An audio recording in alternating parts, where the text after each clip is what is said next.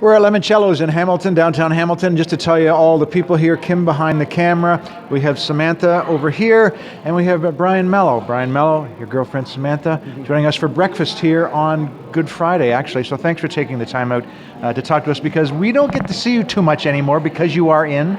I'm in Nashville. Most of the time. We're going to talk about that. But today what I want to talk about, first of all, is just you won Canadian Idol in 2007. I don't want to say a dark horse, but basically a dark horse. You had to work really hard to do that. And then I'm sure you and all your friends and relatives and everybody in Canada said, this guy is on his way soon. He's going to have YouTube opening for him at O2 and the big stadiums. But it's been I don't want to say a tougher battle, but it's been a longer experience to be an overnight success, isn't it, for you? What's the last 9 years been like?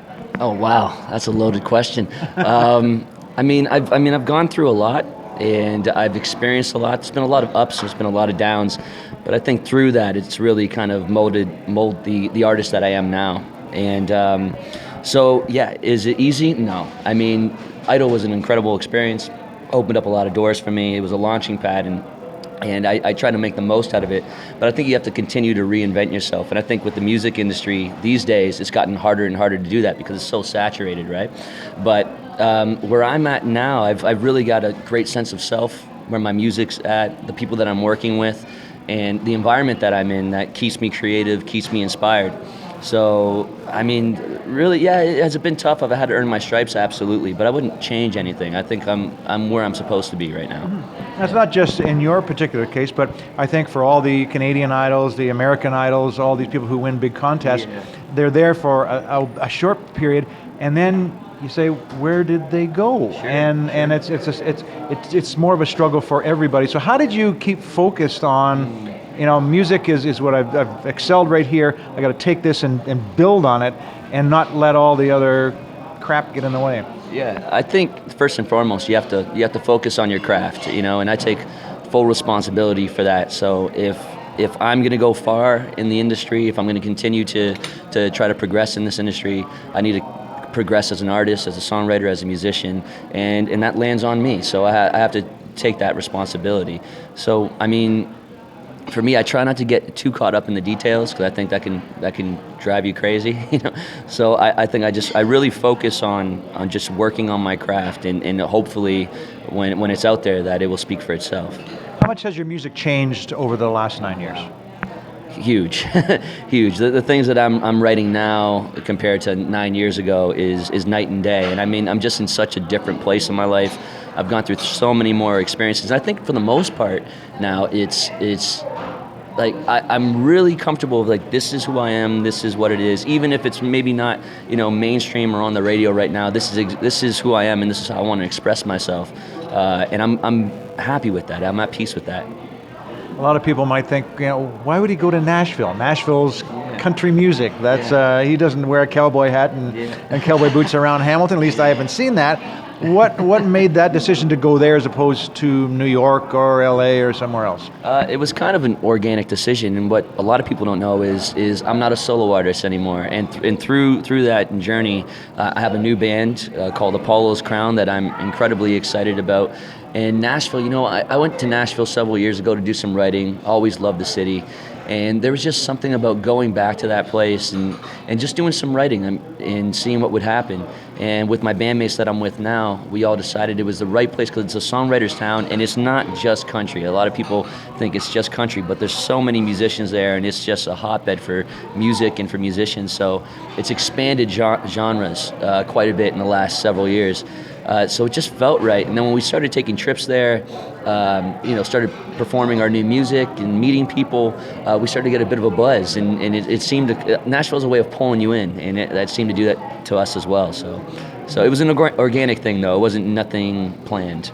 I want to ask you about support too, because when we were talking earlier, we talked about the fact that, you know, some people have a lot of talent, and not just in music, but in anything. Yeah. I don't care if you could be a great surgeon or a great athlete, and they never do much with it. And other people take a small amount of ability and do more with it, with that. What about support for you over the last 9 years? Obviously it had to be there, you have to have a certain amount of your own desire and will, but other people have to be there, like Samantha. Sure, yeah. Having my loved ones, my family, my friends supporting me and believing in what I do and saying that the sky's the limit for me definitely helps. I think it starts with a mentality. There's a lot of talented people that I know that haven't gone 2 steps ahead just because they thought their talent would get them there, and unfortunately the world doesn't work that way, and you got to hustle really hard, and there's a lot of blood, sweat, and tears involved. So, for me, I'm not the most talented person or, the best singer on the block. I don't think I am, but I know I have tons of drive, tons of passion, and I have the mentality no matter what that, I've burned my boats, that this is the outcome, this is a plan A. And I usually don't have a plan B because it usually blurs plan A. So for me, I know what I want, and I'm willing to put in the work no matter how long it takes. So. We're going to come back with another portion just a little bit later on, another day or so, and what we're going to talk about then is what happened when you decided to go to Nashville, because a lot of people say, I'd like to do this, I'd like to go there to try that, and then, well, how do you do that? So we're going to talk about that because it may open the door to other people who may want to do some things, because you had an interesting number of things develop over time, which has really helped you and kept you focused and being able to do it. So once again, thanks for doing this part of it. One last thing. Yes. A lot of people will say, he was lucky to win Canadian Idol. It's going to open the door for everything like that. What did Idol winning actually do for you?